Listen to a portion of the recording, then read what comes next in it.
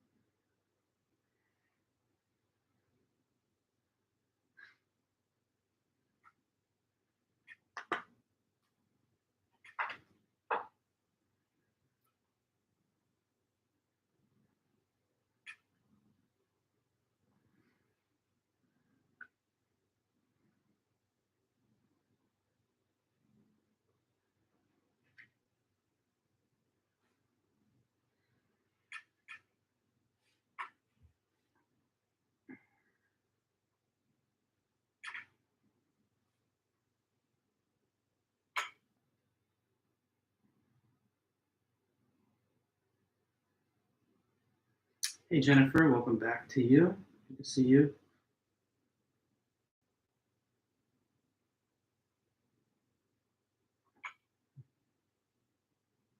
No. The answer is no. So that's an easy one. Thanks, German.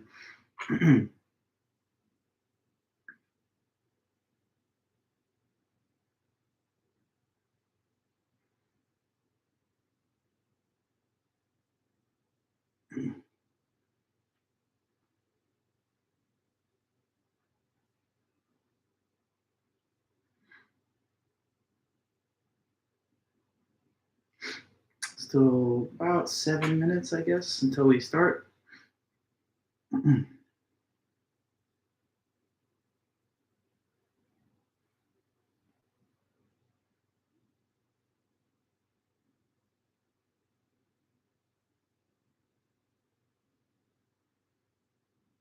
Hey, Carson, welcome back.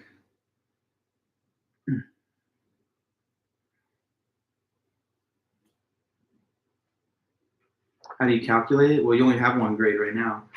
And if you want to know what your total is later based on your percentages and how their weighting is, just send me an email. I'm the thing that you're going to check with to determine anything like that if you have a question. So just ask me.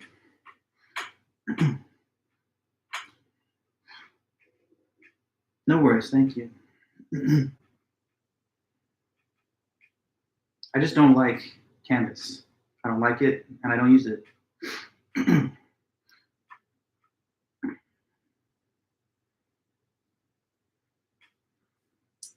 So about 6 more minutes.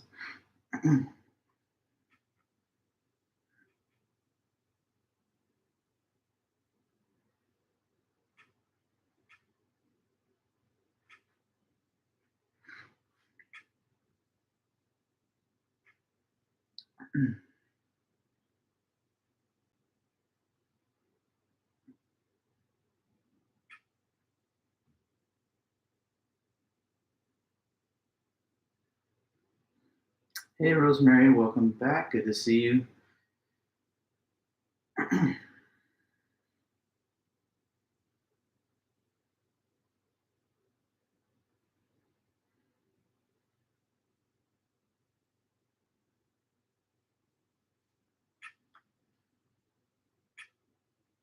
Hey, Tyler.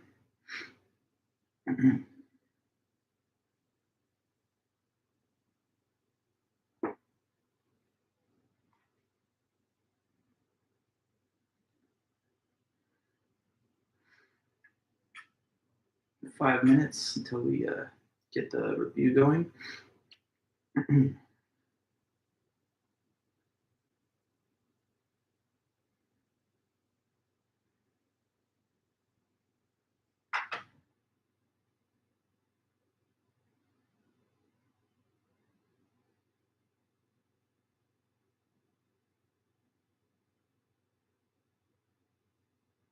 feel like Eddie really likes the attention of, I don't know, these live streams, because he'll sit on my lap a lot, but he seems to do it a little bit even more, like when I've got the camera rolling like this. It's kind of funny.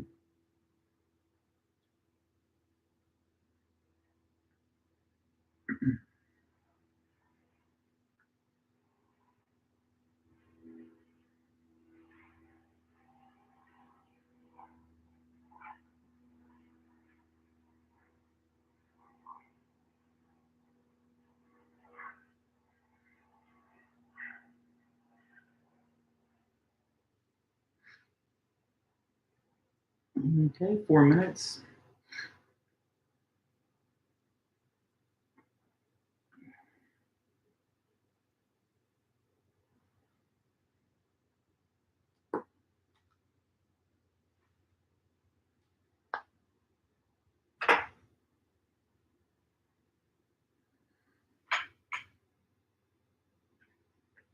And hey, Jasmine, hello.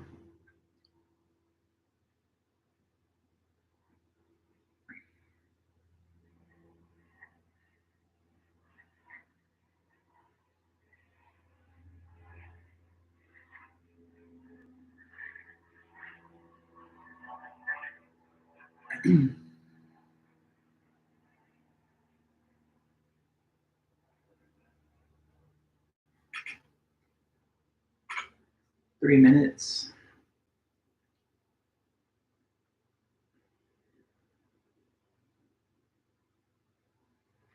Hey, Jasmine. Welcome. Hello to you, both Jasmines, Jasmine M and P.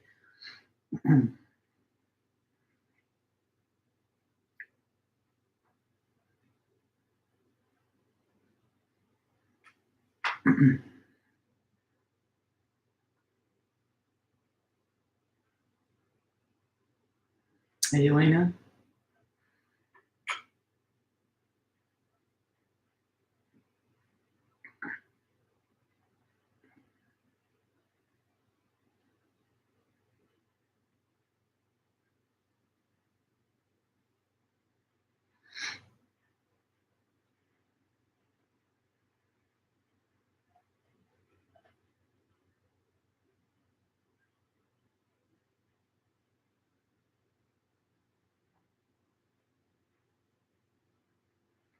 Justin, good to see you there.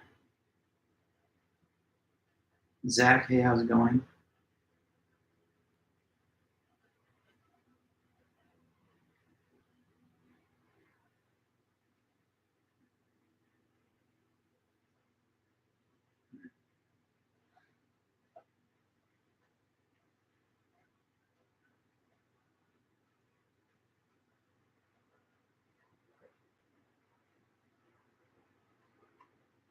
Just another minute or a little over a minute.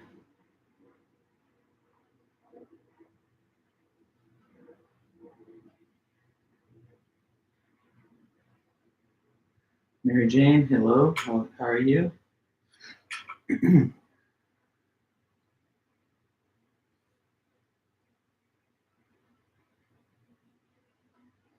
I've been pretty good. Yeah, I'm having a good day. Just this is my last teaching duty for the day. Was able to take a little nap earlier, so I can't really complain. It's pretty good. Julian, Andrea, Violet, Sandra, good all around to see you guys. Yeah, it is nap weather, isn't it? When we got these kitties like laying around the house, it's like sometimes hard not to take a nap. You're very cuddly. Poria, hey there.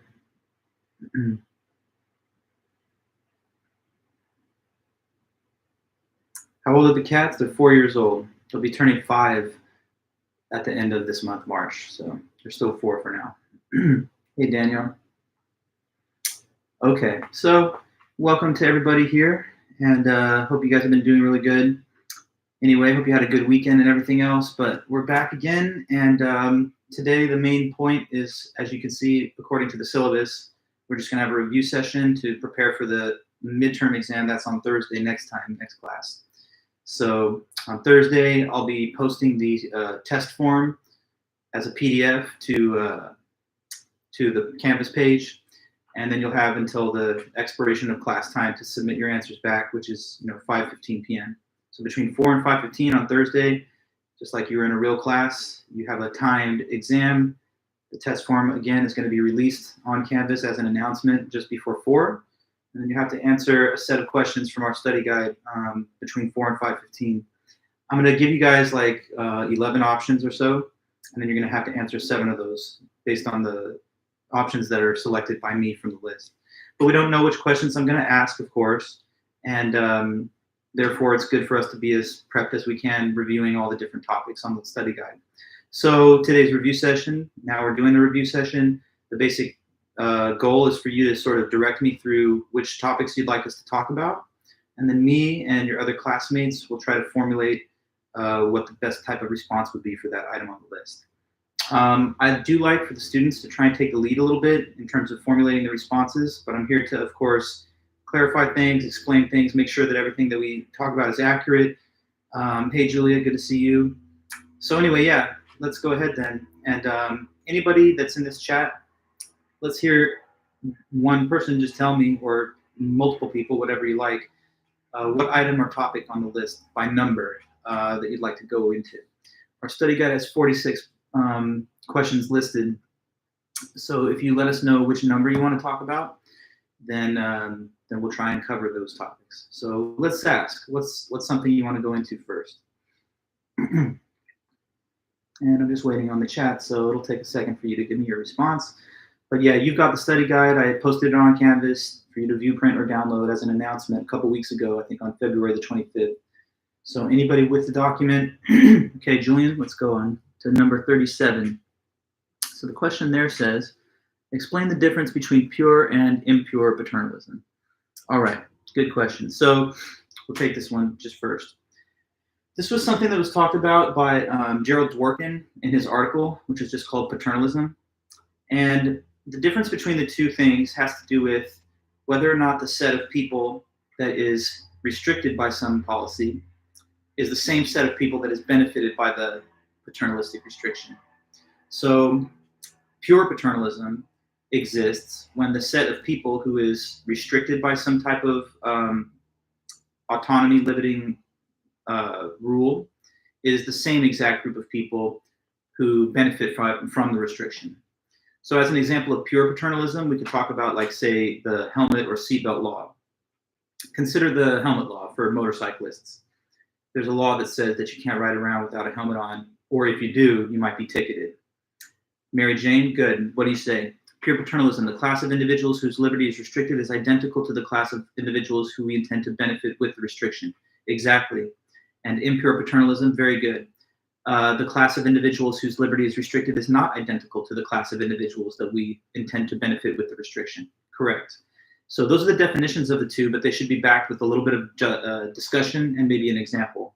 I was just giving the example of, like, say, the helmet law as a case of pure paternalism. Because who is it that's restricted by such helmet laws? It's people that would otherwise ride with no helmet. Those are the people who are eligible to face penalties under those laws and restrictions. But who is it that we're trying to protect or benefit through the imposition of these rules? It's the same people that we're trying to benefit. It's the people who would ride with no helmet that are the intended beneficiaries of a helmet mandate. On the other hand, let's take a case of impure paternalism. Does anybody think they can remember an example of an impure paternalistic policy where people that are held under a restriction are not exactly the same people who are benefited by this restriction? We gave the case of the, give me like 2 seconds to see if you can come up with it. So, like, pure paternalism is like, helmet or seatbelt type law, a law against suicide, perhaps. Those restrictions on liberty are intended to benefit the same people whose liberty is restricted. With the impure case, there was there were a couple of examples that were mentioned, but there's one that was kind of more central, if you can remember it. But that's okay if you don't. Anyway, I'll just tell you. Yes, unlicensed physicians for the benefit of patients. Very good, Jim, and yes. So say that there's a person who wants to get a medical procedure, but they want to do it at a discounted rate. So they go to a person that's not actually a licensed physician, but who's willing to provide the service, like, say, on a black market for a cheaper cost. So if this was discovered by authorities that there was an unlicensed practitioner giving people some kind of procedure, then they could be penalized. The person giving the procedure, the unlicensed physician, could be the one that faces jail time or fines. But we're not doing that for the sake of the benefit of the unlicensed practitioner.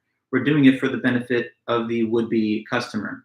And this is another case of paternalism, but it's impure paternalism, because here we have a group of people that are benefited, the would-be customers or clients, the would-be patients, I should say, but that benefit arrives through the restrictions placed on the unlicensed physician.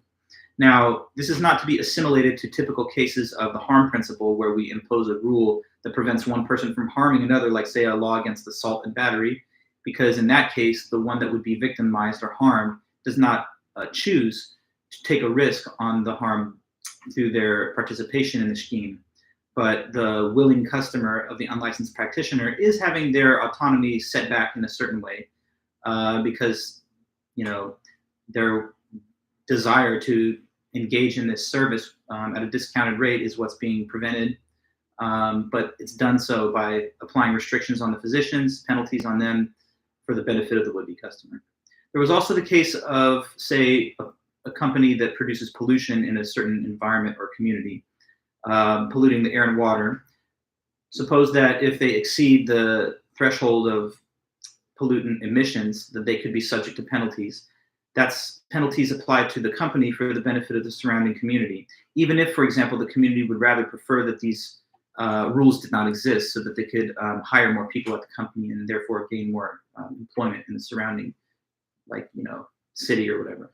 So anyways, back to the big point, that's number 37. It talked about impure versus pure paternalism. We see the definitions and the related discussion there, and you can find the same for any of the questions, really. If you go back to the original source of the textbook, you can see discussion of these points, but that's from Gerald Dworkin's article. Okay, so let's keep moving on. We want to get a lot of questions, as many as we can. So what's another topic from the study guide we can cover next? Someone let me know.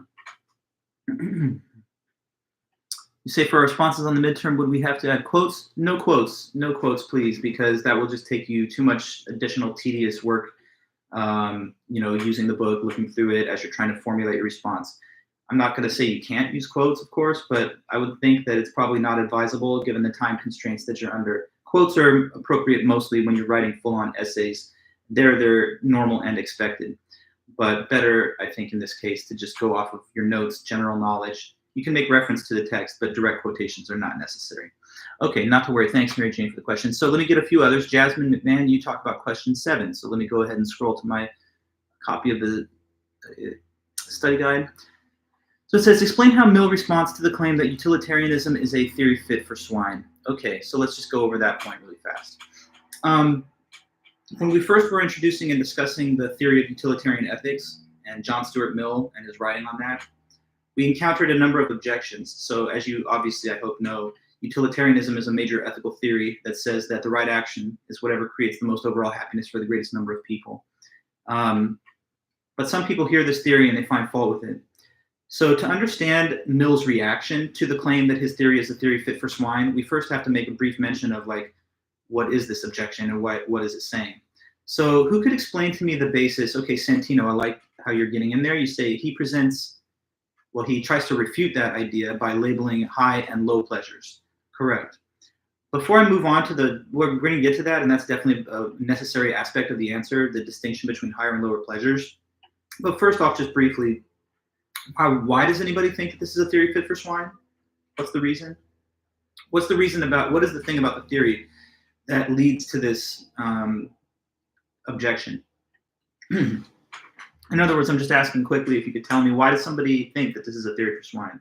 What is it about it that has anything to do with that? Okay, good. Mary Jane, very simple, almost too simple for humans. Yeah, so what's the theory of utilitarianism all focused on? Again, it's focused on promoting as much total happiness as possible, which is described as pleasure and the absence of pain.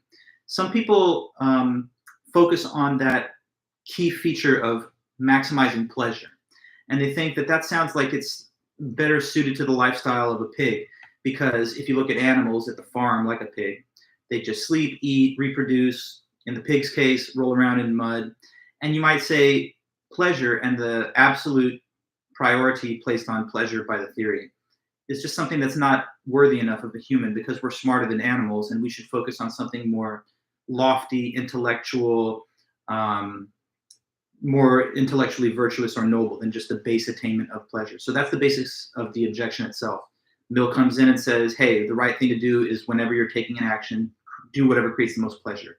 And someone's hearing that and they're like, okay, pleasure, but that sounds like it's animalistic, bestial, anti-intellectual, unsophisticated, okay? Now, in terms of his response to that, because the question is asking, how does Mill react to this objection? Santino, you made a good contribution. How does Mill react? He says, well, there's actually different types of pleasures. There's higher and lower. Now, what are the higher pleasures? Higher pleasures are defined as things that can only be enjoyed by, human beings, intelligent beings like humans. Anyone know what are examples of higher pleasures? If so, you can put them in the chat. On the other hand, there's lower pleasures. Lower pleasures are things that non-human animals can enjoy. Humans can enjoy them too, but they're not exclusive to humans, because non-human lower animals are also capable of enjoying those lower ones. So Mary Jane, you're giving me examples of higher pleasures. Good. Sports, the internet, film, art, language. Yes. Technology, academic study, finance, and so forth. Now, for lower pleasures, good, Santino, there's like eating, sleeping, reproduction, fundamentally basic types of activity. But that's pretty much it. So what he says is, the theory is about pleasure, yes, but it's not only about the lower pleasures. It's about both types of pleasures when we're talking about humans, including the higher ones. And he goes to some trouble to make the point that these higher pleasures, not only are they unique to humans, but they have more value, they have more weight, and they're of greater importance than the lower ones are. So he says, actually, no, it's not a theory fit for swine. Even if it is about pleasure, it has to do with both higher and lower pleasures. And to his critics that think it's a theory for swine, they must have mentioned or thought that this is just all about lower pleasures, and that's why they said that. So anyway, that's the back and forth between Mill's idea, his critic, and then his response. Now on to number 28. I see Jasmine made a request for that, so let me go over that. The harm principle of criminalization. Okay, so there are these different principles of criminalization that were discussed in the drug unit. These are supposed to be principles that give a reason as to what makes it justifiable to criminalize something. Okay, so the harm principle of criminalization is, I think, kind of straightforward in a way. Let me ask though, does anybody know if they can remember what is the harm principle? What does it take for something to be justifiably criminalized according to that harm principle? The real basic reason that makes something okay to make it crime or criminal would be if the action what?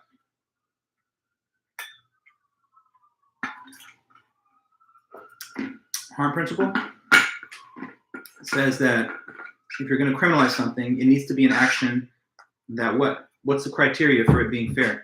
Yeah, that it would harm other people, that it would harm people beyond the one that's doing the action, okay?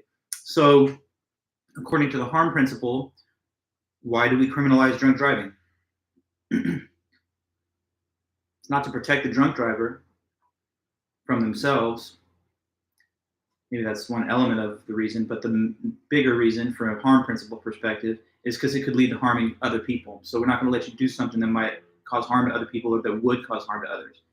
An even more obvious case, why do we criminalize murder? Because if you commit murder, you're harming the victim. So the harm principle says that the only justified basis to criminalize something is in case that action or conduct would spill over and cause harm to other people besides the one who's doing it. Okay, so that's the harm principle. Some people think that that's what's necessary to make a justified criminalization of something. It needs to be something that's not just self-harming, but other harming. So in the drug debate, we actually had James Q. Wilson argue that drug use of certain forms anyway, like the really dangerous narcotics, can cause addiction and behavioral changes that pose threats and harms to other members of society. And therefore, according to the harm principle, it's justifiable to criminalize those things. But the principle itself isn't only in respect of the drug topic. It's just a general concept that's sometimes discussed in philosophical discussions of law. So anyway, that's that harm principle, and I'm going back up now. I saw Jemin talked about 46, so I'm scrolling my page to that. Okay, so that's the last question in the list. Benefits of human cloning, possible benefits of human cloning. That's the question 46, what that's about. So In our introduction to the cloning topic, we went into some detail as to what are considered some potential benefits or valuable utilities of having human cloning. So you say agricultural cloning, reproductive cloning. Yeah, so it's not quite it though. So good, Santino. One is to clone tissues that might be useful for transplant purposes, like organs or tissues. So one thing that sometimes happens when you get a transplanted organ from another person is that the body can reject it because it can interpret it, your immune system can interpret it as something to attack, as though it's a foreign agent in the body, and then reject the organ. But if you already had a cloned copy of your own organ, then we could have those things capable of being used for transplant purposes. So there's one benefit that could come from it. You talked about reproductive cloning, Jemin, but you need to be a little bit more specific. Like, in what context would a person benefit from reproductive cloning? If the couple, for example, what? So tissues for transplant, etc. That's one of them. Santino, you got that. There's at least a couple more though. When you talk about reproductive cloning, though, you gotta be a little bit more specific, like in what scenario. By the way, agricultural cloning, Jemin, that doesn't apply because this is specific to human cloning. Okay, so providing people an opportunity to have a genetically related child if they could not do so. That's very good, Jasmine, yes. So another case is, suppose that we have an infertile couple. They don't have the ability to sexually reproduce to produce a child. Maybe because one or the other is totally infertile. Maybe the woman is past her childbearing age, or maybe the man can't produce viable sperm. So whatever. If they can't have children through the natural sexual reproductive method, then they could clone one of the two people, and then they would have a genetically related child that would be a genetic copy of the donor of the nucleus. So that would be allowing people to have genetically related children. They wouldn't have to adopt, or whatever, and they could still have a genetically related child. Also, you could allow a couple to have a genetically related child without passing on a genetic disease. That's another correct answer, Jasmine. So suppose that there was like one of the two parents that had a hemophilia condition, and if they had a child, they would risk passing it on to that child through the genetic inheritance of the one parent. We could simply clone the other parent and then bypass the genetic information of the person with the genetically inheritable disease. And there's also, Mary Jane, very good, one more point, which is that you could restore a genetic copy of a deceased individual. This is something that's already done with certain wealthy people with regard to their pets. If they really like the pet with the specific appearance and personality, then they can have a genetic copy made of that pet so that when they pass away, they get another round with a genetically identical copy of the pet. But you could also do this with human children. Suppose that you tragically lost a child due to infant mortality in the first year, and you wanted to have a genetic copy of that exact same child, then you could, generate one through human cloning. So we got all these cases. There's reproductive cloning, where you could allow infertile couples the opportunity to have a genetically related child to avoid passing on a genetic disease. You could also have it in a case where we're generating tissues or organs for transplant purposes. And then you also have the case of the restoring of a genetic copy of a deceased individual.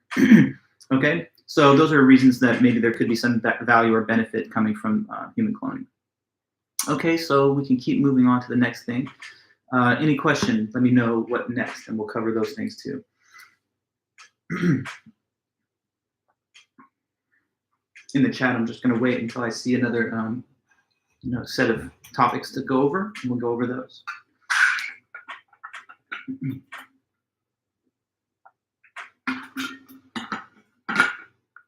Okay, number 40, good. Let me take a look at the list again.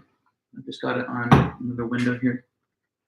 So 40 is explain the idea that rights and obligations are correlative. Okay, good. This was discussed by some of the authors in the abortion literature, but I want to be specific about it because it might have been one of those things that kind of got overlooked a little bit in our lecture. So rights and obligations are correlative. What that means is that for every right that exists, there's a corresponding set of obligations and duties on the behalf of the members of the moral community to abide by that right, okay? So I have a right to life, right? I'm not a fetus, so definitely there's no controversy as to whether adult humans, normally functioning adult humans, have a right to life. But anyway, since I have this right to life, there's a corresponding duty that relates to everyone else. Since I have a right to life, all the other members of the moral community are obligated to what? What's the corresponding or correlating obligation that the members of the moral community have with regard to a person's right to life? Since I have a right to life, it wouldn't mean anything unless everybody else had an obligation to what or to not what. Let me ask you that if you can figure it out. My right to life means that everyone's obligated to not kill me. Exactly. Okay, good. It wouldn't make any sense to say that, oh, you have a right, but no one has any obligations with regard to that right. So in case of the right to life, it corresponds to an obligation that others have not to kill that individual. Let's try another. If I have a right to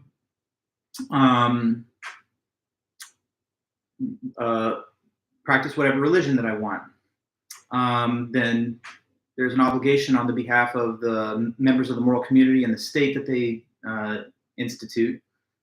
According to my right of religious freedom, everyone's obligated to not what?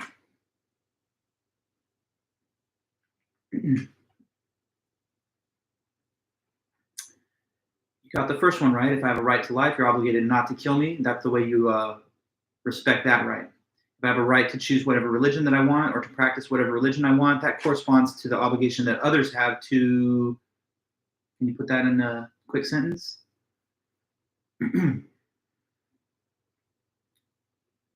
Respect it, yeah. I mean, I was just thinking in general about like not interfere with or prevent my free exercise of that religion. So if I have a right to like practice, I don't know, Christianity, Judaism, Islam, whatever the religion is of my choice, then that means that the other members of society are obligated not to interfere with my practice or, tradition. If I have a right to an education, that corresponds to an obligation that society has to what? Suppose I have a right to an education, or a right to healthcare. We can talk about the healthcare case. Maybe that's easier for you to formulate your answer. But either way, if I have a right to, for example, healthcare, that means that there must be some mechanism that can provide me with that healthcare. Yes, correct. Or that education. That's why we have, let's suppose, a public system for education, and why people who are admitted to an emergency room cannot be denied care, because we think they have a right to that care, even if they have to be billed later or insurers have to come forward to try and provide for their needs. So anyway, long story short, when you have a right, there's some correlative obligation that others have with regard to the right. It would make no sense to say I have a right to life, but nobody's obligated not to kill me. So if I have a right, there must be some obligations that are held by others in order to not interfere with or violate the right. So depending on what the right is, it can require non-action by others, like my right to life means you're obligated not to kill me. In other cases, my right could obligate you to do certain things, or not necessarily you, but maybe society as a whole. If I have a right to education, then provided that if there's a case where I'm not able to provide it for myself, then there must be some system in place to make sure that all members of society are able to access it. So anyway, where there's rights, there's obligations. Whenever there's a right, there's an obligation on the behalf of others to adhere to those rights. Okay, so good. Let's get into another question then. That's good. So that was number 40. Number 43, you asked, Mary Jane, and I'll get all these, but let's take them in a little batch. So Mary Jane says, 43, I was confused on whether positive or negative was in regards to morally or the removal or addition of disease enhancement. Okay, good question. So with the question of, 43, yes, explain the difference between negative and positive eugenics. That distinction does depend on whether the use of genetic manipulation is to treat disease or disability, or whether it's used to enhance beyond normal levels of function. So negative eugenics would be the use of genetic manipulation, modifying genetic information in order to treat disease or disability. So like if a person had hemophilia where they're not properly producing blood clotting proteins, we could deliver the proper genes to certain cells so that could enable the correct functioning of those blood clotting proteins. And then they would no longer have this problem of bleeding out if they ever got a cut or a wound, because they would then get, clots as normal people do. When a hemophiliac has that problem, they could just bleed out and die from blood loss. because their blood doesn't clot since they don't have the proper protein. Anyway, so that's a disease or disability, right? On the other hand, though, positive eugenics would be to use genetic manipulation in order to create someone with functions that go beyond normal. So suppose that you wanted to make sure that your child had musical abilities beyond what normal people have. Then you can modify them genetically in the womb as a zygote so that you could edit them for that feature. So positive eugenics is much more controversial than negative, because negative eugenics is thought to be something somewhat compatible with the existing mission of medicine and physicians' treatment of illness. But positive eugenics is to enhance. So negative eugenics, treatment of disease or disability; positive eugenics, using those same biotechnologies to enhance people or to optimize them in certain ways. If you want to make sure that your child was taller than the average height, then that would be positive eugenics. But if you saw that your child would develop muscular dystrophy unless you intervened with their genes, then fixing that problem would be making them just a more normal functioning specimen of human, and that would be negative eugenics. Okay, so with 41, Gemin, the idea that rights trump utility. Okay, what that just means is that rights take priority over utility, that rights are placed on a higher tier than utility considerations. So what that means, to give an example, is that, say for whatever reason, we could gain a lot of value, utility, or create a lot of happiness by violating someone's rights.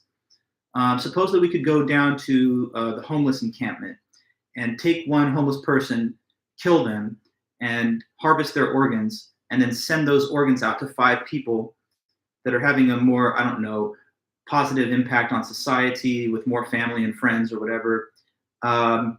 If you kill one and then you save 5 people by the use of their different organs, like you split the organs off to different cases, you send the kidney to one person, the other kidney to another, the heart to another, the lung to another. In that case, one person dies, but they save 5 lives, let's suppose, through the use of those organs. So that maximizes utility, but it violates their right to life.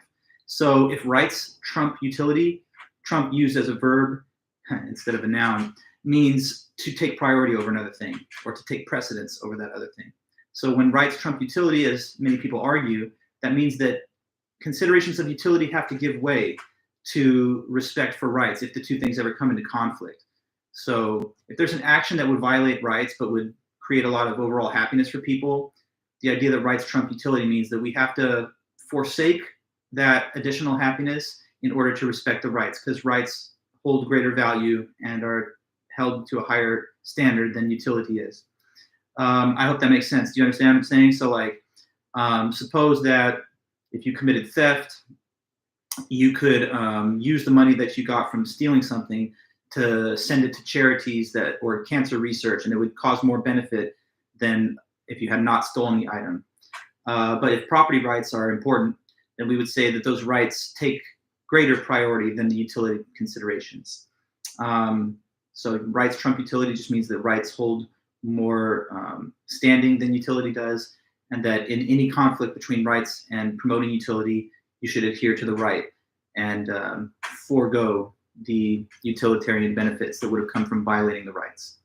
Okay, so number 20 then, Amanda talks about 20, the People Seeds case. Okay, so People Seeds case has to do with the article by Judith Thompson called A Defense of Abortion. If you remember, in our abortion lessons, we had a lot of interesting hypothetical scenarios that were given by different authors, Thompson being one of them. Thompson is heavy in the use of hypothetical scenarios and examples to help advance her claims related to her argument. So anyway, the People Seeds case. Someone let me know if anyone's here that can tell me just any basic details, then I'll try to expand on that or clarify it a little bit. But what happened in the People Seeds case? We were told, imagine a world like what? You can sort of just set the scene or describe the basic narrative of the example, and then I can fill in a lot of details for you. But what happened in the People Seeds case? We were told to think about a world where what? Okay, so Santino, you have a world where people grow from seeds, yeah. And the seeds, though, they're kind of like spores of pollen, that fly through the air and just float randomly through the air. But if they come into your home, these seeds in the world we're imagining, they can take root in your carpeting or upholstery, And then once they have done that and they've latched into it, they start to slowly develop into a person over a certain period of time. And once that developmental process is complete, now you have a baby basically in your house, and you're the caretaker and custodian of it who has obligations to raise it and everything like parents do. So that's how children come into the world in this hypothetical universe. Now, in this same world, so you say representation of contraceptives only being 99.99% effective. Yes, let's get to the analogy of contraceptives, but we need to build this up a little more slowly. So we said so far that there's these spores that are people seeds that fly through the air and that they can come into your house and take root in your carpet. But when people don't want children in this world that we're imagining right now, Mary Jane, you say stronger contraceptives are compared to mesh behind windows, but some seeds get inside of a defective one. Yeah. Okay, so in the example, just taking it step by step, I already told you that there's these spores that are like pollen, but they float through the air, and if they take root in your house, apartment, upholstery, or carpet, they can slowly become people. Now, if you don't want people, if you don't want children, and you don't want the obligations that come with parenting and all the financial and emotional burdens that involves, then what do people do in this world? They put up fine mesh screens on the openings to the home so that they can accomplish having still airflow, which is nice and pleasant, without maybe having the risk of just letting these seeds just come right in. The mesh screens prevent the seeds from entering. They get caught in the mesh, but air can still pass through. So that's what people do that want airflow but no children. Nonetheless, as some of you have mentioned here, these screens, they're not absolutely impervious to a seed passing through. They're mostly effective, but they're only effective at a rate of like, say, 99.9 something percent. So that's supposed to be compared by analogy to contraceptive methods. What's the connection? So if you use a contraception, like say you use a condom or birth control pill or other things, intrauterine device, whatever, that can of course prevent pregnancy, but still allow you to have the pleasure of, casual sex or recreational sex for pleasure, right? When you want to have sex and you don't want to have children, you just want to enjoy the experience with a partner, then you use contraceptives. Just like in this people seeds world, people who want to enjoy the pleasure of airflow but not have the burden of children would put up a mesh screen.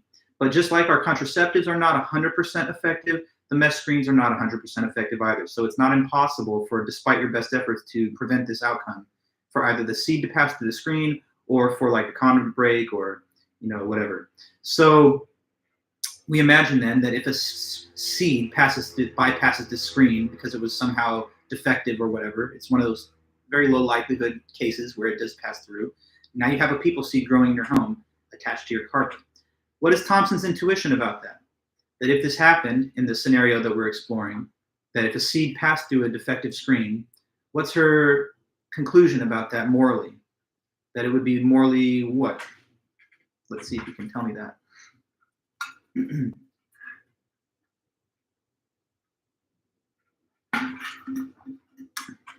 You heard the example, right? We've got these seeds we imagine that could turn into people. Not everyone wants them. They put up screens. They're mostly effective, but they can occasionally fail, like with a small percentage chance. Say that one did fail, that it would be morally permissible to remove the seed from the home. Yes. And this is supposed to be an analogous to it being morally permissible to abort a pregnancy if the pregnancy was a result of what situation? So just like it's okay to take out a people seed that got through this screen that you carefully installed, which ended up being defective, it would therefore, by analogy, be morally permissible to abort in case the pregnancy is due to a failed contraceptive method. Yes. So even when it's voluntary intercourse, we're not talking about rape or anything. We're talking about a voluntary act of intercourse, but that was with regard to contraceptives that failed. So she wants to say that it's not just when you were raped that it's permissible to abort. That's kind of covered by the violinist example, which we could talk about if you want. But moreover, it's also in cases more broadly where a person had voluntary intercourse, but with the use of contraceptive methods. The use of the contraceptive method is on par with the placement of these screens for the home. Now, I guess you could say that a person just could have a fortress-like home with no openings or no airflow. Or that if a person didn't want to get pregnant, then they could just never have sexual intercourse voluntarily, even with contraceptives. But it's kind of like a hypocritical thing for people to say that, because most everybody does engage in some form of sexual intercourse with other people, not necessarily for the sake of children. I would say that's the exception rather than the rule, especially for younger people like a lot of you guys are. So anyway, that's Thompson's example. The people seeds example is a long-winded metaphor, if you like, to try and establish the moral permissibility of abortion in the broad range of cases where the pregnancy that you're aborting happened because of a failed contraceptive method, even if the sexual act itself was voluntary and not coerced. Okay, so good. That I guess was number, what was it, 20? Yeah, and so I'll go ahead and move on to 26 because I saw a question above about that topic. So it says in 26, explain how both advocates and opponents of drug legalization could appeal to autonomy in making their arguments. Okay, good. Thanks, Amanda. And so back to 26. The question there is autonomy, the ability to have individual self-determination without external control or interference. How is it that a person who's either on the side of legalizing drugs or the side of prohibiting drugs could argue that they're the ones that are the champions of autonomy? Let's take it one by one. So if you're in favor of legalizing drugs, then that's perhaps the more straightforward part of the argument. A person who's in favor of drug legalization could say that they are trying to promote your autonomy by what argument or what claim? How could legalizing drugs promote or advance autonomy? Mary Jane, you say, the person may argue that not having the choice to ingest these drugs for your own purposes, taking your own chances on your health and well-being, would be a loss of autonomy. Yeah. So you might say, if I'm an able-bodied adult, I should be empowered and authorized to make rational decisions about whether or not I would like to use these drugs. Suppose that I know that there's risks. Suppose I know there's risks of addiction or like ill health effects, but I'm willing to take those risks. Just like we say to a person, look, it's not so healthy to eat a lot of bad food and ignore your weight or fitness, but we don't tell people that the government's going to step in and direct your diet because you're at liberty. You have a liberty to make unwise or unhealthy personal decisions about things like sleep habits,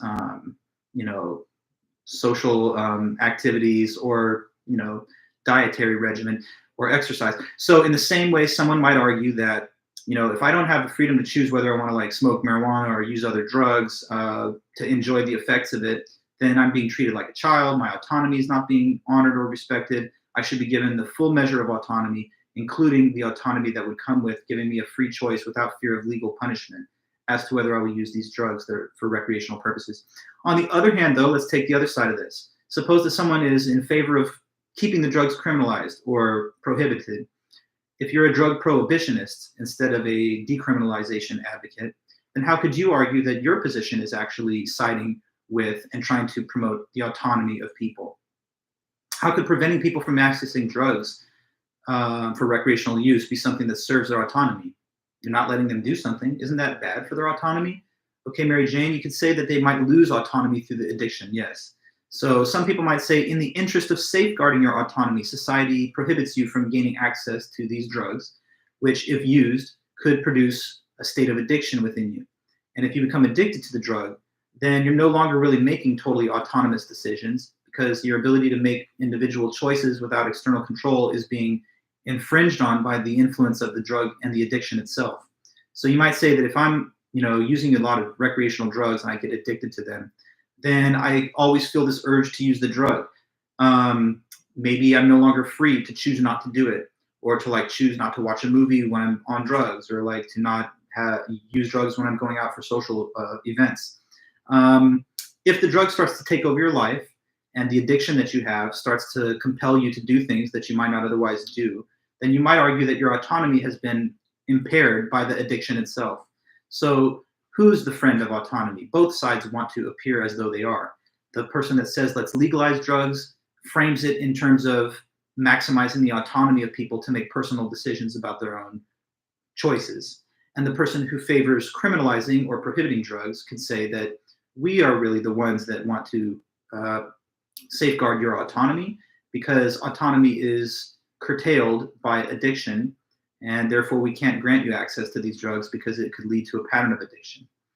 Juliet, autonomy is lost when using drugs because addiction impairs the ability to make decisions. Yes, it could impair your ability to make sound decisions, and in specific terms, it could impair your decision making with regard to not using the drug, obviously. So if you're addicted, you might say, I don't have a choice. The addiction compels me, forces me. It kind of forces my hand to use these drugs, even if, my considered judgment might be that I'd rather not do it. After a while, when you get addicted, you know how people say they can't stop and they really can't control their behavior anymore. So you might argue that that's the greater threat to your autonomy than living in a state or status quo legally where you're not given permission to use drugs. So, on either hand, a criminalization advocate or a legalization advocate may portray themselves as holding their position in favor of autonomy. Okay, good. So we can keep going into other topics. We still have a good amount of time. Let's see in the chat here anything next that you'd like to cover, and we can go over that too. Okay, so Amanda, you talked about 23. So let's go over that. Explain why Don Marquis' future like ours argument is not speciesist. Okay, so let's go back in our mind and notes to what Don Marquis said. Don Marquis is one of the pro-life authors that we studied. So his view is that abortion is wrong and it should not be legal and it should not be accepted. Does anyone remember the basic point as to why Mr. Marquis said that? What is the reason that he gives for abortion being wrong? And we can start with there. It's wrong because, according to him, why? It takes something away, but you can tell me what that thing is that it takes away. Potentiality, one way to put it. He has a bit more of a specific phrase that I really want to make sure that is not lost on you guys.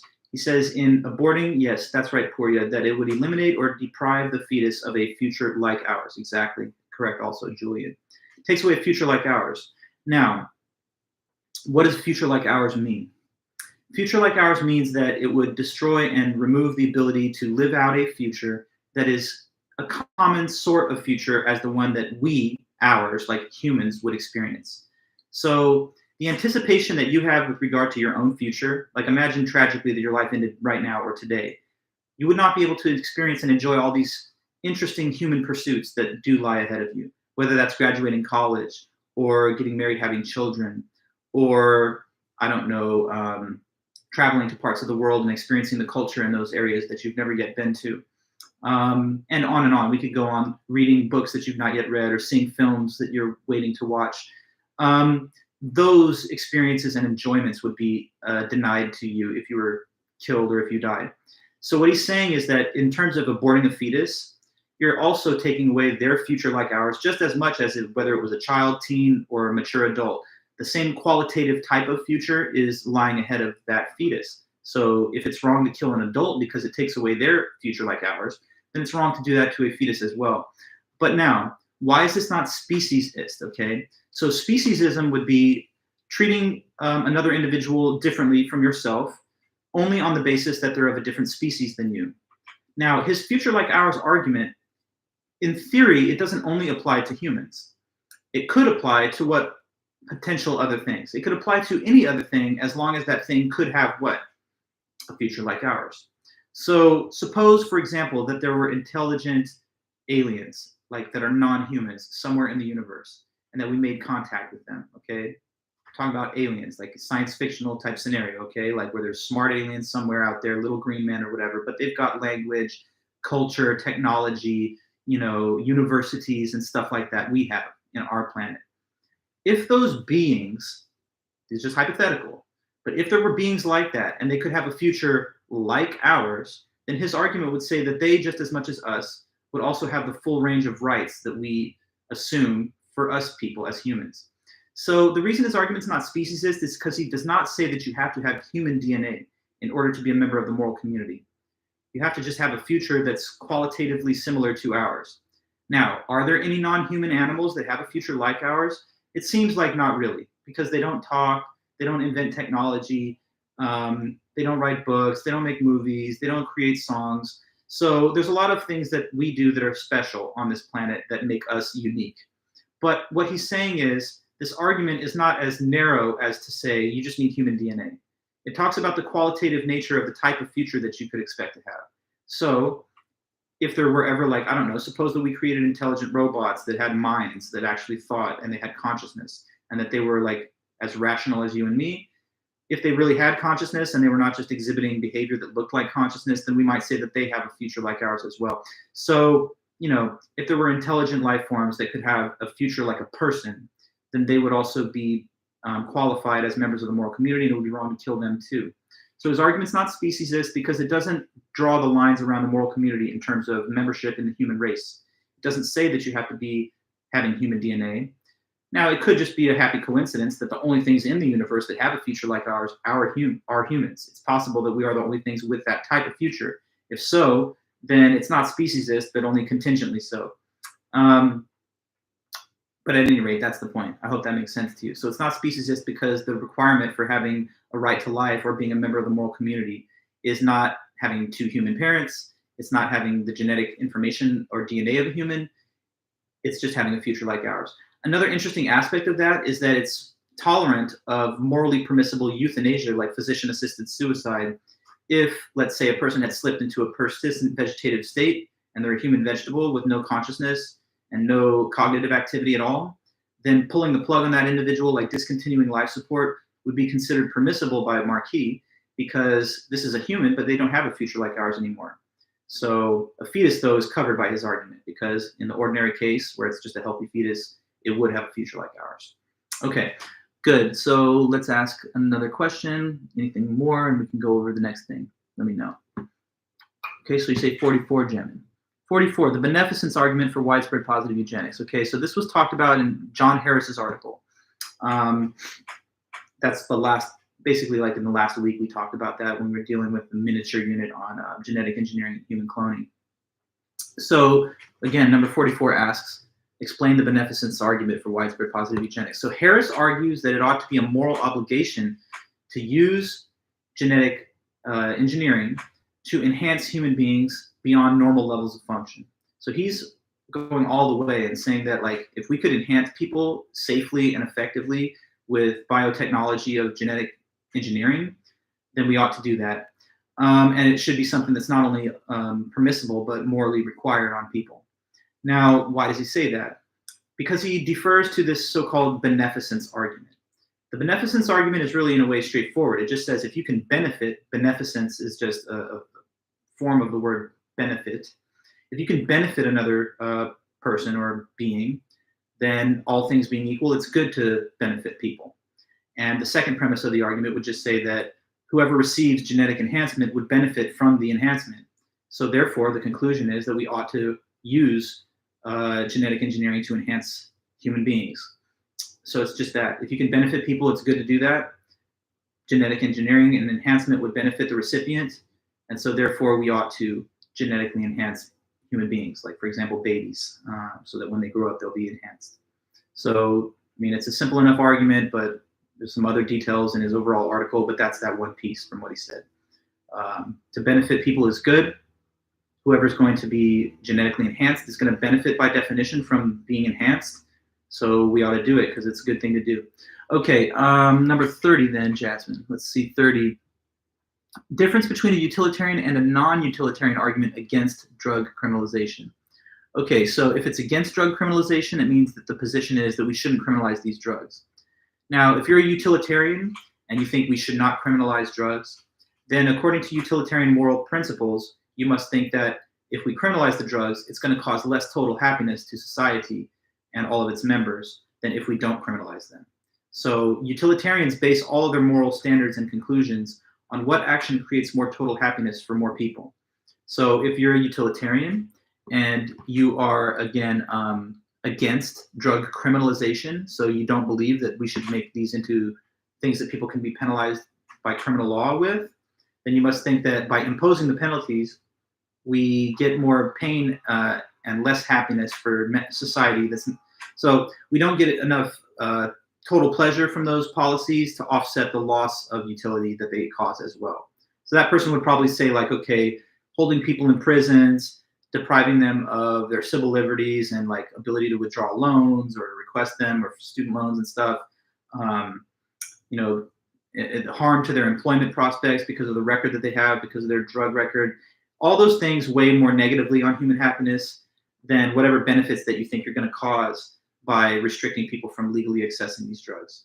Now, if you're a non-utilitarian, right, say you're like a Kantian and you're against the drug criminalization, a Kantian could also argue that we shouldn't criminalize the drugs because by doing that, it stands in the way of your autonomy. Or that we could say that you have rights to do these things. And when you have rights, those take priority over any utilitarian consideration.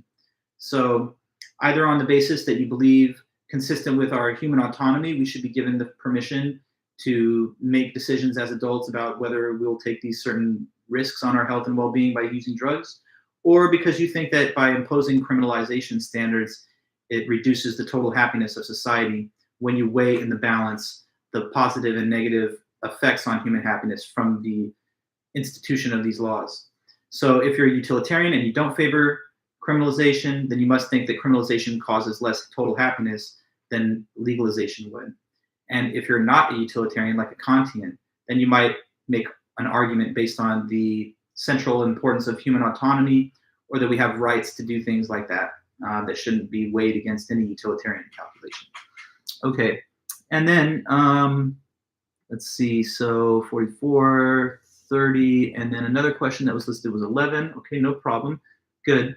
So for 11, Warren's claim that the standard pro-life argument commits the fallacy of equivocation. Okay, so taking our thoughts back to Marianne Warren and her article called On the Moral and Legal Status of Abortion, she calls out for criticism a common type of pro-life argument. So maybe someone will remember the basic essentials of this typical pro-life argument that she draws our attention to. It's what? That what? If you can sort of, I'll get it started maybe while you're trying to type or think. But the initial premise of the argument is that it's wrong to kill an innocent human being. It's wrong to kill an innocent human being. The next premise of that argument says that what? So we've got it's wrong to kill an innocent human being. Next premise below that, it says that something, what else? Okay, the fetus is an innocent human being, and therefore, conclusion, it's wrong to kill the fetus. Exactly. Now that's a typical pro-life argument. So I keep like sort of hitting my nose because I've got all this cat hair from Eddie earlier. But anyway, yeah, back to the discussion. The typical pro-life argument that she's singling out for critique is it's wrong to kill an innocent human. Fetuses are innocent humans, so it's wrong to kill the fetus. In other words, it's wrong to abort. Now, what's wrong with that argument? She thinks the problem with that argument is that it equivocates on the key term. Which key term is equivocated on? So to equivocate means that you use a key term in an argument more than once, but you change the meaning of the word.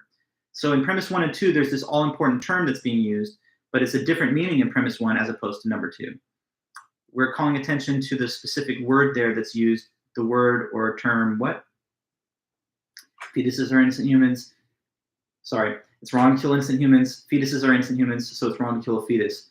The word that's being used differently in the first two premises is simply the word what?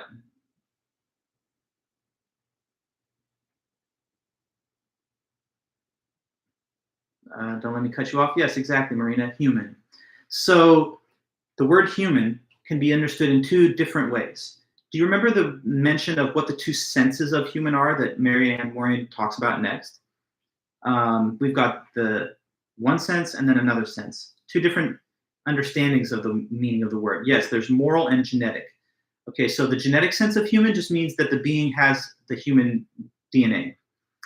And then the moral sense of the word human means a member of the moral community which has full and equal rights to all other members of the moral community. So the first premise of the argument says that it's wrong to kill an innocent human. But for that statement to not already presuppose that abortion is wrong, which would beg the question, for it not to be equivalent to just saying that abortion is wrong, the first premise has to be intended in a certain sense. Again, it says that it's wrong to kill an innocent human. That's only uncontroversially true if we're using human in the moral sense there. Because if it's said instead, like if it was interpreted along the genetic sense, then it'd be saying that it's wrong to kill anything that's genetically human. And that would imply that abortion is wrong before we've even finished the argument. So that would beg the question of the conclusion. So the first premise of the argument, in order to avoid this question begging, must be intended in the moral sense. The second premise says that fetuses are innocent human beings. But that cannot be intended in the moral sense, because if it did, then it would be saying that fetuses are members of the moral community with full and equal rights, which is what the conclusion of the argument is supposed to establish, not the premise. The premises are evidence that's supposed to support the conclusion, but it can't just be the same thing as the conclusion. So the second premise, to avoid begging the question, would have to be intended in the genetic sense. When it says fetuses are innocent human beings, it must mean just this: fetuses have human DNA. So now we have this equivocation problem. In the first premise, it says that it's wrong to kill a member of the moral community. In the second premise, it says that fetuses have human DNA. But this does not imply, therefore, that it's wrong to kill a fetus.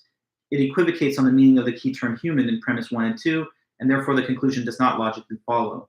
Now notice, if we use the same the same sense of human in premise 1 and 2, like both of them use the genetic sense or both of them use the moral sense, then it would avoid equivocation, but then the argument would beg the question, because then one of the two premises would assume the conclusion to be true before we reach the conclusion. So if both were used in the moral sense, then the second premise would beg the question. And if they were both used in the genetic sense, then the first premise would beg the question. So short of begging the question, the argument commits the fallacy of equivocation.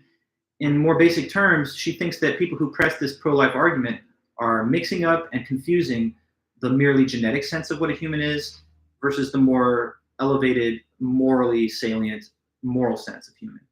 And she thinks that for their argument to really work, they would have to somehow establish by reason that anything that has human DNA is a member of the moral community.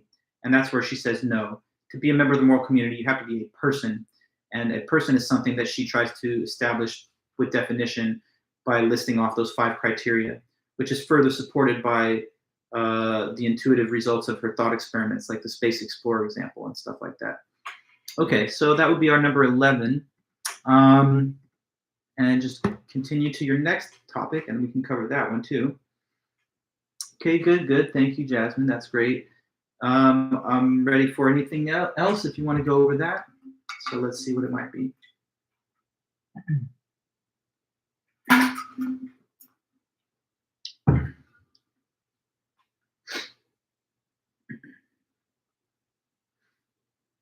No rush, but let me know any question that you'd like we can go over.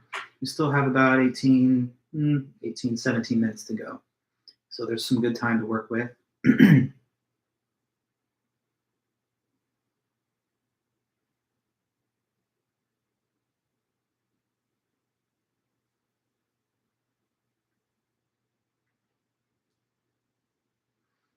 It's okay, take your time, but let me know. Okay, you say 2/3, like both 2 and 3 is the way I'm interpreting that. Okay, and I can also talk about number 10. So let's see here. So if it's number 2 that's being asked about, okay, Rosemary, let me take a look quickly at 2. It says, explain Kant's claim that the only thing in the world that is unconditionally good is a good will. Okay, so Kant's moral philosophy is not utilitarian. It's not based on consequences. It's based instead on making sure that you act from a sense of duty to abide by the moral law, regardless of the consequences. Now, a good will is something that's so central to his moral philosophy. He says it's the only thing in the world that's unconditionally good, and that's why he kind of places it at the centerpiece of his moral perspective. Well, why does he say that it's the only thing in the world that's unconditionally good? Because he compares the goodwill to other qualities that are sometimes thought desirable or praiseworthy. But he says these other qualities, they're not good in every possible condition. They're not unconditionally good. They're only good under a certain condition and not others. So do you remember what he said, like, with regard to that? It's from our, like, maybe second or third lecture way back at the beginning. But he said that if you name any other quality that is sometimes the subject of praise, even moral praise, it's not good all the time. The goodwill is always good. But something like, let's say, intelligence or being perseverant or being charismatic or strong or wealthy or powerful or even happy, all those other things beyond or separate from the goodwill, they're not always good. What is the reason that he gave? For example, like intelligence could sometimes be a bad thing. If, like, what type of person had the intelligence? Intelligence can be a great thing, but it means it's only really a good thing when the person with it has a good will. Yeah, you say used for bad, basically correct. So suppose that someone's evil and they have a bad will and bad intentions. Do you really want them to be the smartest person possible? Probably not, because then they're just more clever and skillful using that intelligence to cause all kinds of terrible outcomes. If there's a genius, do you really want an evil genius? No, you'd probably rather that it be, let's say this: if there's an evil person, do you want them to be a genius? You'd probably rather that they be idiotic or stupid, because with the genius quality, that's going to simply enhance their lethality. And the same is true of the other qualities mentioned. Suppose that someone's very charismatic, so they're easily making friends and they're very witty and sociable. If they're a good person with a good will, then they'll put that to good use and it'll be a morally good outcome. But if they have a bad will and bad intentions, maybe they're just going to create more allies to a bad way of life and a negative and destructive way of thinking. So, any quality that you care to name beyond the goodwill is something that could be turned toward a bad purpose if the person who possessed it had bad intentions. Maybe I could just help you with a quick quote, if I can pull one out.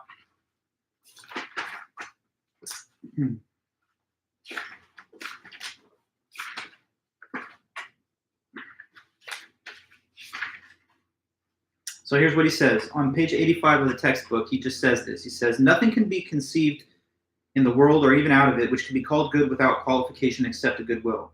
Intelligence, wit, judgment, and the other talents of the mind, however they may be named, or courage, resolution, perseverance, are undoubtedly good and desirable in many respects, but these gifts of nature may also become extremely bad and mischievous if the will which makes use of them is not good.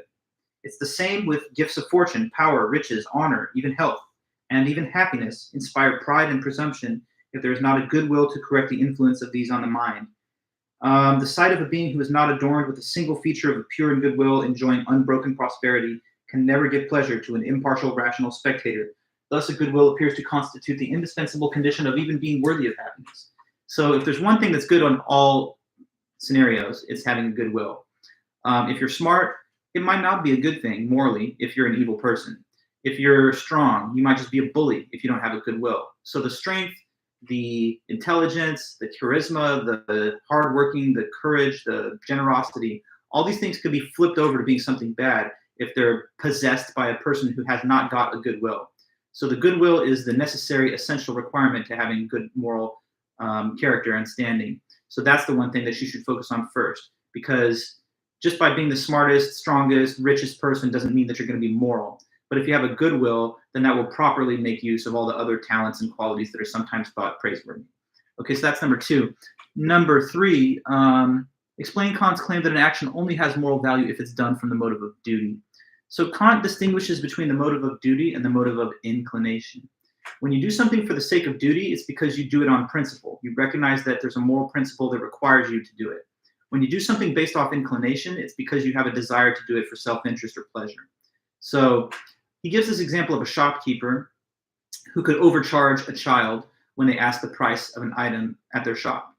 And suppose that he'd like to rip the kid off because he wants to get that extra money, but he chooses otherwise to give him the fair price. Even though he'd rather get the money, he recognizes that it would be a violation of a moral principle because he's obligated to be fair. So if he gives the fair price, he's doing his duty, and that's something that has moral value. In another version of the case, we can imagine that there's a shopkeeper who gives the fair price, but it's because they're afraid of losing profitability if people report and discover that he ripped off somebody. In that case, he still does the right thing, so his action accords with duty, but it's not motivated by duty. It's motivated instead by the inclination to not lose profit. Or if he just loves the customer and he's just like, you know what, I'm going to give him the fair price because I just love this person. It's still the right thing to do, but it's not for the right reason. It should be done on the sake of principle instead of for the desire of pleasure in the outcome.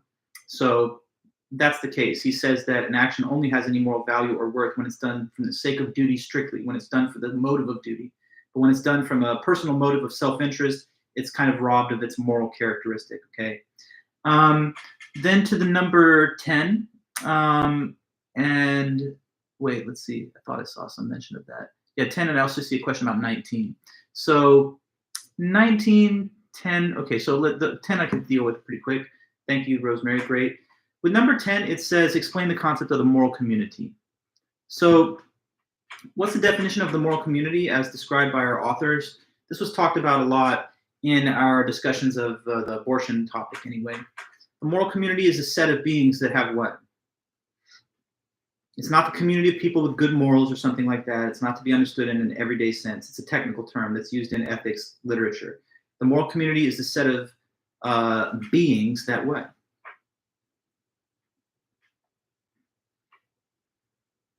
With full and equal rights. Correct, Jasmine. Yes. So it's a set of beings with full and equal rights. Is this Hydro Flask a member of the moral community? No. If I want to take this out for target practice and riddle it with bullets, I'm not doing nothing wrong because it's not a member of the moral community. So I don't have any obligations to it, and it does not have any rights. It doesn't have any right to not be destroyed. It doesn't have any right to not be, melted down or anything else. So some things are members of the moral community and other things aren't. Like inanimate objects, clearly they're not really members of the moral community. But then you and me, watching this lecture or giving it on my case, we are members of the moral community. So one question that's important to people discussing rights is like, who or what are the members of the moral community, and what are the criteria for being included in that membership? Now, to some people, it's just having human DNA that qualifies you as a member of the moral community. So it's just humans because we have human DNA according to that perspective. But from the viewpoint of Warren and certain others, it's not just having human DNA that's enough for you to be a member of the moral community. You got to be a person. And to be a person, some people think that, you have to have certain kind of higher level capacities like rationality, communication, self-awareness, other things like that.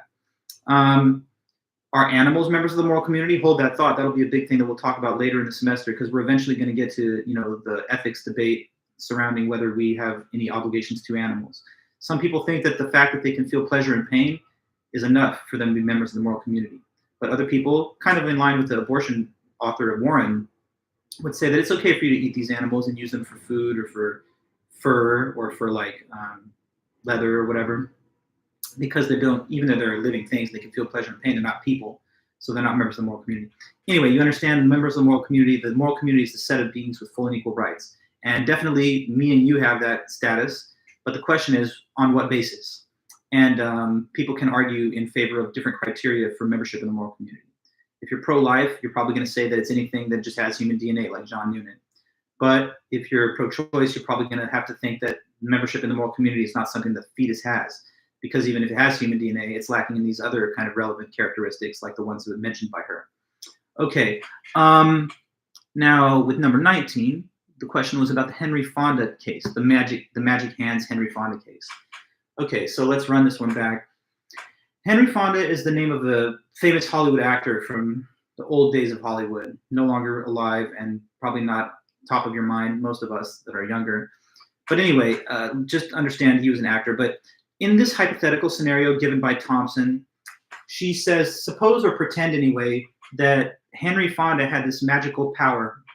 I mean, assuming he was still alive. So if you want to use someone else like The Rock, Dwayne Johnson, go ahead. But suppose there's this like notable, well-known person like that, a Hollywood star, and along with all their acting achievements and such, they actually have this sort of magical power with their hands.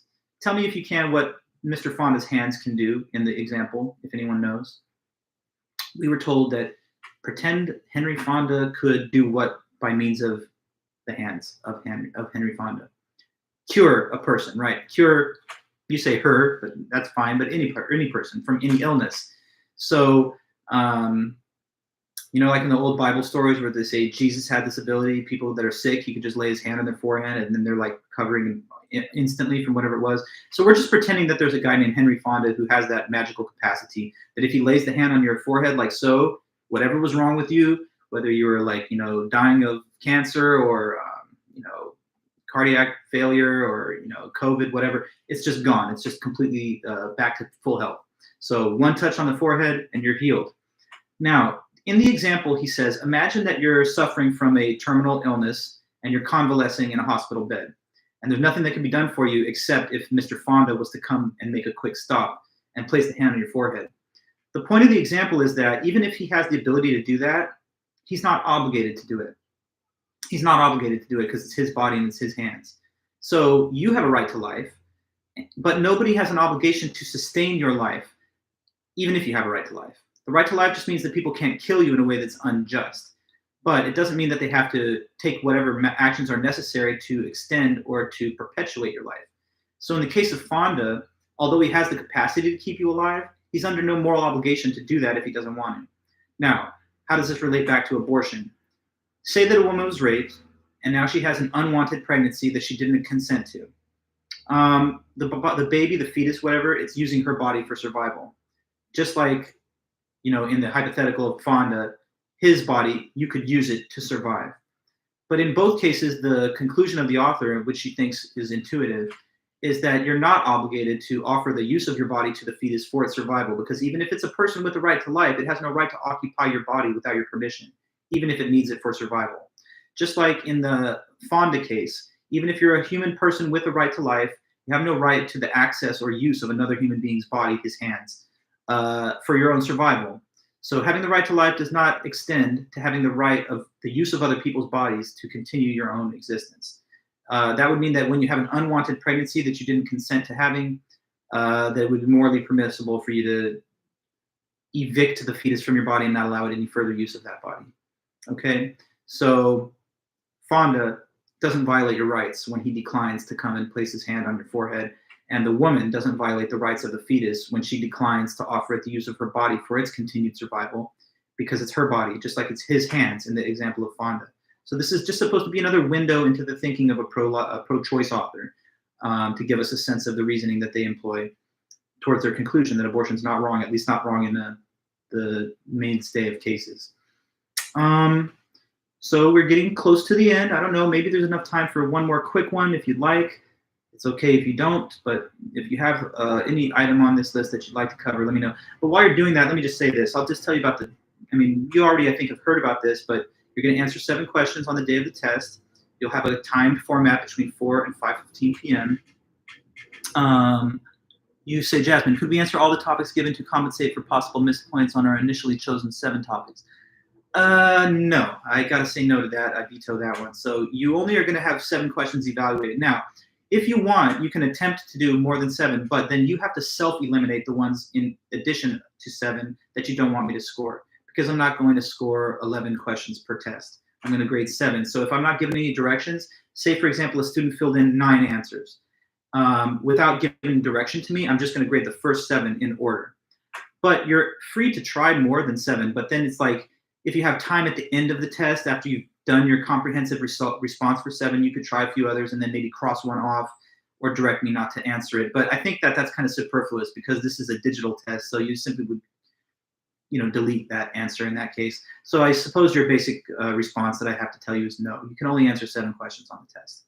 About the exam, is there a minimum, maximum, or suggested amount of sentences for each answer? I would say give a maximal answer. So give the most detailed and accurate answer that you possibly can. In many cases, that's probably going to be a long or detailed paragraph, or maybe 2.